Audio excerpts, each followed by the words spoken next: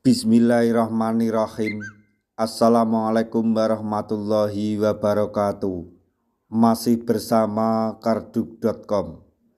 Pada kesempatan kali ini kami akan menyampaikan kabar terbaru untuk para tenaga honorer terkait dengan hasil seleksi atau pengumuman hasil seleksi B3K tahun 2024 tahap 1, yaitu tenaga honorer yang mendapatkan kode tanpa kode L dan 4 pertanyaan soal P3K paruh waktu. Misteri, bukan hanya masalah gaji. Untuk mengetahui lebih detailnya, silahkan simak video ini sampai selesai.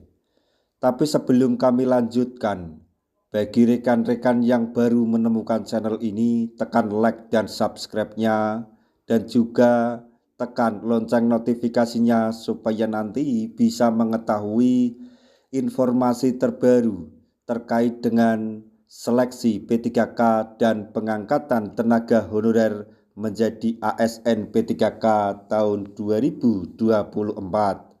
Sekarang mari kita simak dan cermati penjelasan yang ada di video ini supaya nanti tidak gagal paham.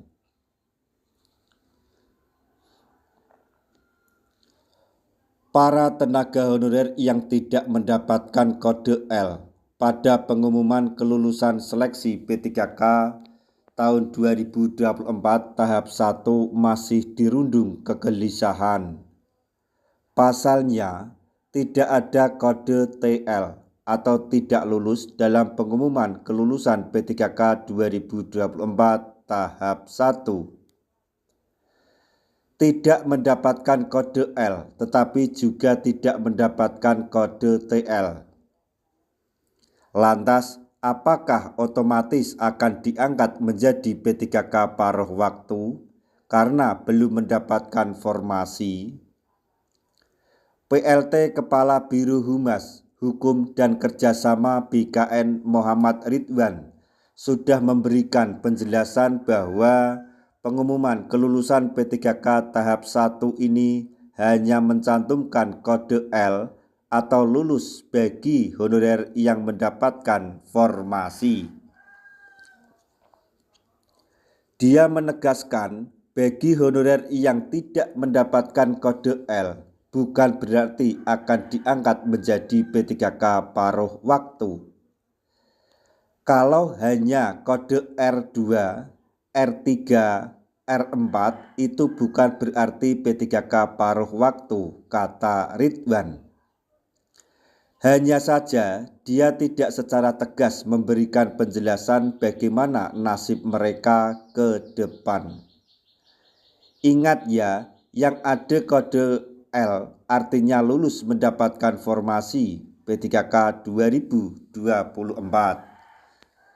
Seperti yang dikatakan Ridwan, bagi honorer tanpa kode L bukan berarti lantas menjadi P3K paruh waktu. Misalnya, mekanisme pengangkatan honorer menjadi P3K paruh waktu harus berdasarkan usulan pejabat pembina kepegawaian atau PPK seperti diatur di 3 Kemenpan RB, yaitu 1. Kemenpan RB nomor 347 tahun 2024 tentang mekanisme seleksi P3K tahun anggaran 2024. Yang kedua, Kemenpan RB nomor 348 /2024 tentang mekanisme seleksi P3K untuk jabatan fungsional guru di instansi daerah tahun anggaran 2024. Kemudian yang ketiga, Kemenpan RB nomor 349 tahun 2024 tentang mekanisme seleksi P3K untuk jabatan fungsional kesehatan tahun anggaran 2024. Pada ketiga Kemenpan RB tersebut terdapat kalimat yang sama, yaitu dalam hal pelamar telah mengikuti seluruh tahapan seleksi P3K namun tidak dapat mengisi lowongan kebutuhan dapat dipertimbangkan menjadi P3K paruh waktu. Poin berikutnya di ketiga Kemenpan RB untuk mengatur bahwa pengangkatan honorer menjadi P3K part-time atau paruh waktu diusulkan oleh pejabat pembina kepegawaian kepada Menteri. Dengan demikian, masih banyak teka-teki seputar P3K paruh waktu. Yang pertama, kapan pengangkatan honorer tanpa kode L menjadi P3K paruh waktu akan dilakukan? Setelah pengumuman kelulusan P3K 2024 tahap 1 bagi yang lulus dan mendapatkan formasi akan dilakukan tahapan pengisian daftar riwayat hidup atau DRH untuk penetapan NIP. Lantas, bagaimana bagi honorer yang tidak mendapatkan kode L?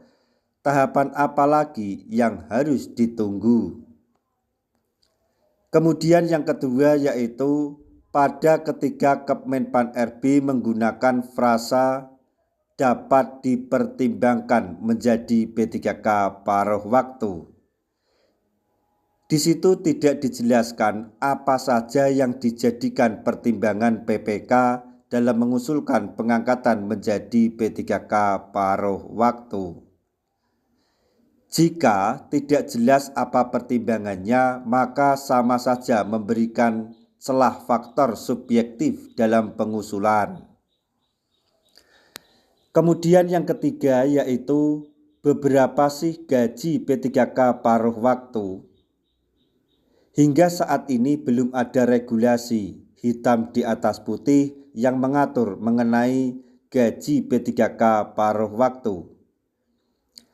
Yang ada baru statement berapa pejabat terkait pelaksana tugas PLT Deputi SDM Aparatur Kemenpan RB Abbas Subagio pernah mengatakan soal gaji P3K paruh waktu akan disesuaikan dengan pendapatan yang diterima honorer saat ini.